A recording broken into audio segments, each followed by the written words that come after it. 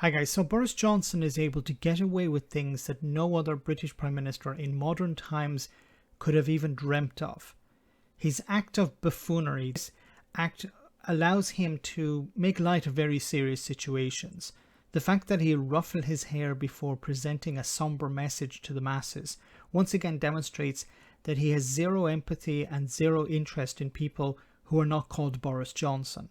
While the lack of concern for others is a trait we normally associate with Johnson, his Foreign Secretary Dominic Raab is just as callous, or perhaps he's not, he's just stupid.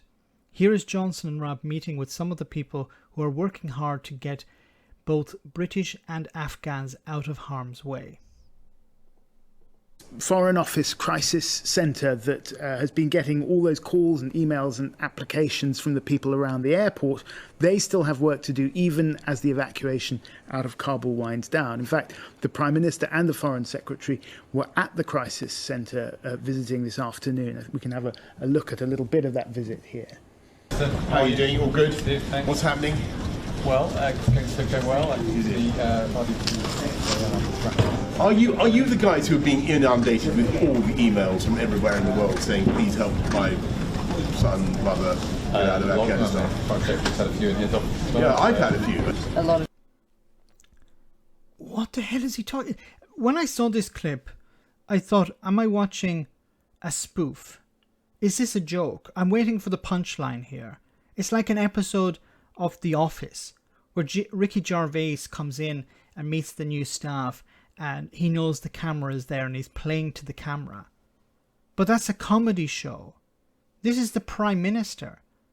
Are you the guys who are taking all these, sad messages from people? Yeah, I got a few of them as well. It's all a joke to him. Distressed people saying that their families being left behind and obviously wanting to bring them. Yeah. Do we know whether the crowd has thinned out yet because of the terrorist attack? Do we know if the crowds have been thinned out since this attack? Thinned out? What the hell? No concern for the people who have suffered at the sharp end of this attack. Yeah, have the numbers thinned out a bit. It's a bit easier for people to get in and out of the airport. Thinned out. No concern once again. This is unbelievable. Well, not really unbelievable. These are Tories. It was extraordinary that they all stayed. And Amazing, yeah. I think It's extraordinary that people stayed at the airport. That was their only way out of the country. They're desperate to leave. Many of these people used to work for the Afghan government. They used to work with the British military. Their lives are in serious danger. And you're suggesting it's amazing that they stayed? What else do they have? A British military aircraft is their only ticket out.